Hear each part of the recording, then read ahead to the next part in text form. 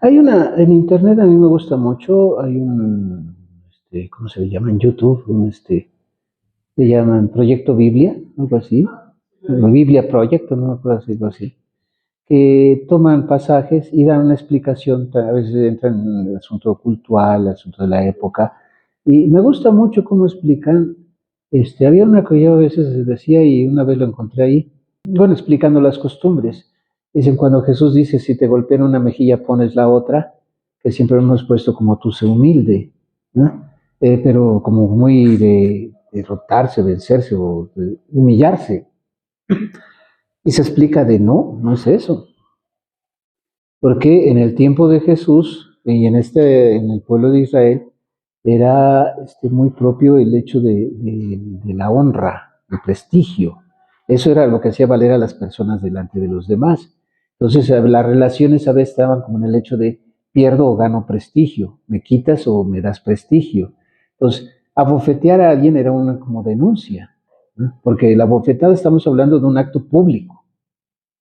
O sea, lo he hecho delante de la gente. Si abofeteo a una persona, lo estoy denunciando ante los demás. ¿Sí? Y eso pues hacía que la persona perdiera honra, perdiera prestigio ante los demás. Ah, a fulano le cachetearon, algo hizo de malo, ¿no? Es lo primero que uno piensa, algo hizo.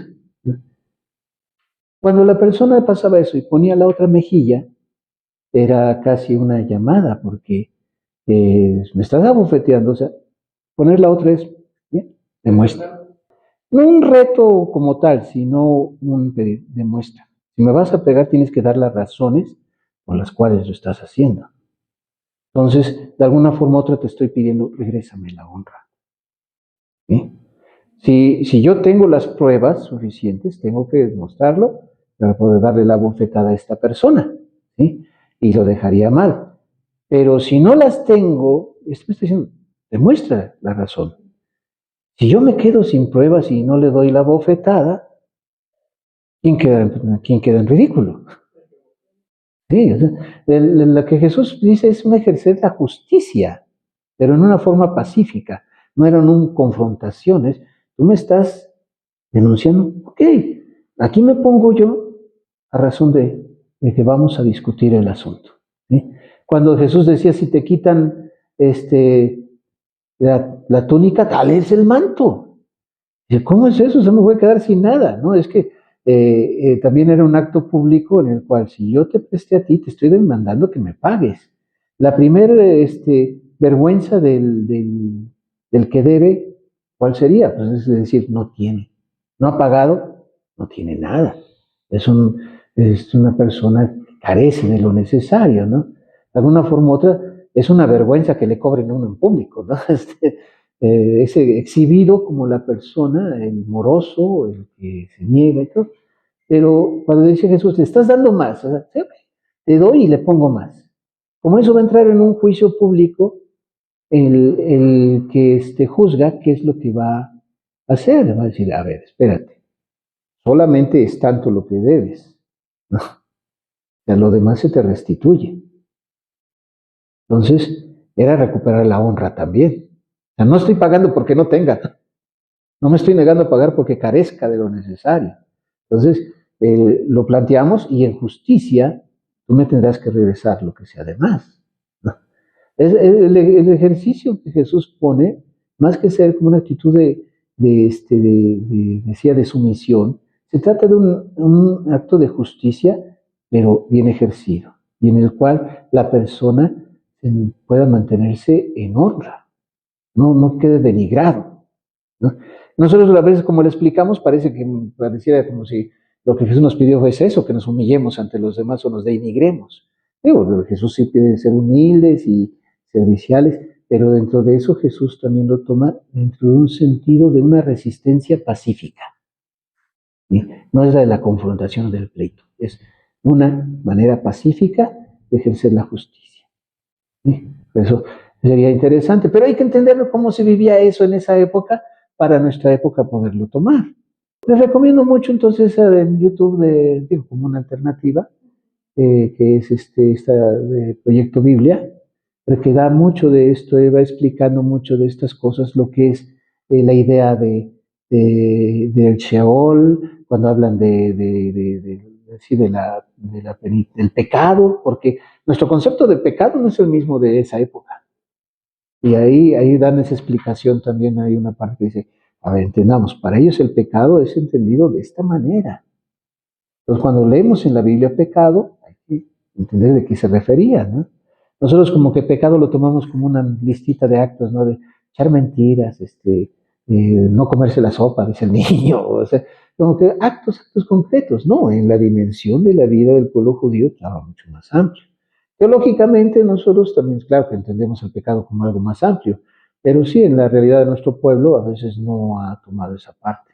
Pero ahí lo pueden ver, está muy bien ilustrado, muy bien trabajado. No es un movimiento netamente católico, ¿no? Pero sí hacen un trabajo muy bueno y muy serio.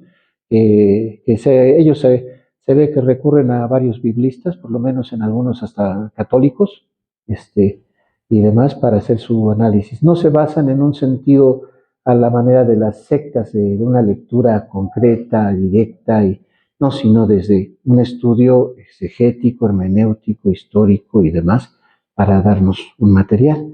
Y lo han trabajado bien. Digo, véanlo, está muy interesante en realidad, ¿eh?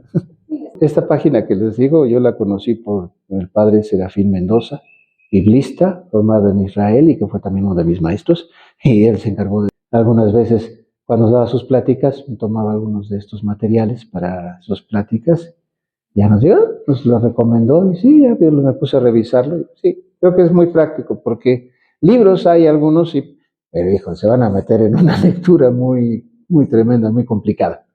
Esto es muy accesible, muy práctico, muy didáctico.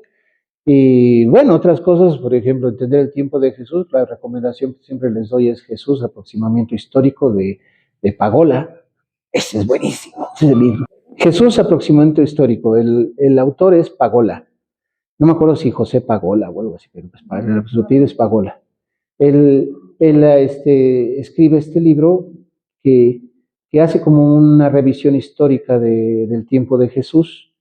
Y cuando lo va uno leyendo, como que de repente caemos al centavo de algunas de las cosas que él decía, dice, con esto. Algunos cuestionan mucho la matanza de los niños en Belén, el asesinato de los niños en Belén, porque dicen, bueno, puede ser el único evangelista que lo menciona es Mateo, y Mateo como que tiene una tendencia a querer mostrar a Jesús como Moisés.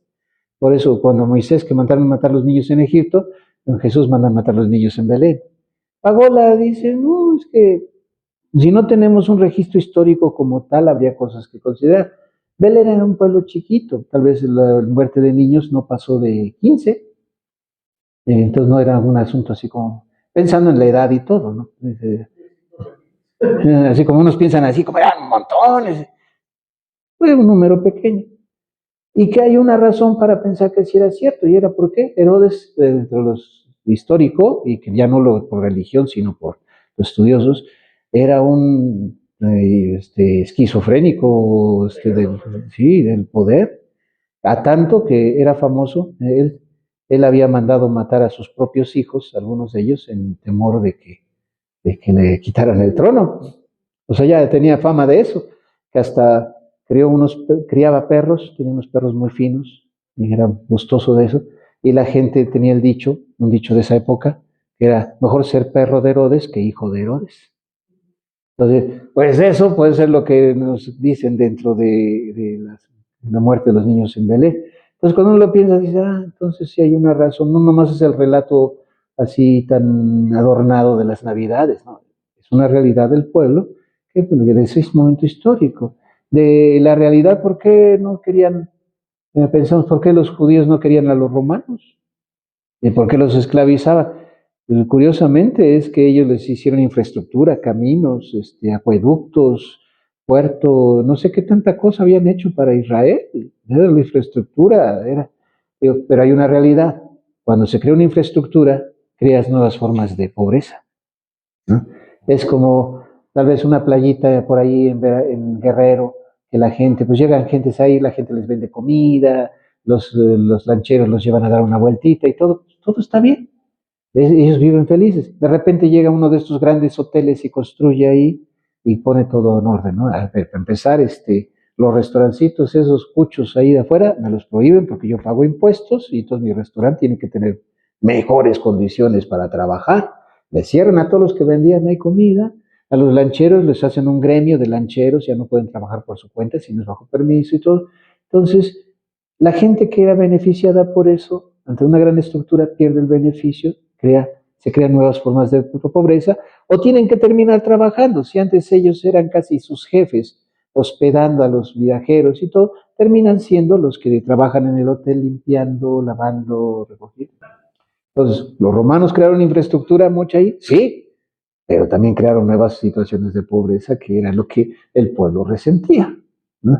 Y bueno, Pagola no lo explica muy bien. Ahí si alguna vez tienen curiosidad de él, ahí, te lo recomiendo. Y lo otro, pues, me iría yo mucho a eso. Proyecto Biblia es un buen trabajo, en cápsulas pequeñas y muy entendibles, muy fáciles de digerir, ¿sí? Y mucho sobre esto del Antiguo Testamento. Lo van a encontrar ahí alguna vez interesante que lo vean. Denle una oportunidad, véanlo y ya me dirán qué tal. Bueno, pues que Dios nos bendiga a todos en nombre del Padre, del Hijo, del Espíritu Santo. Vale, pues, nos vemos.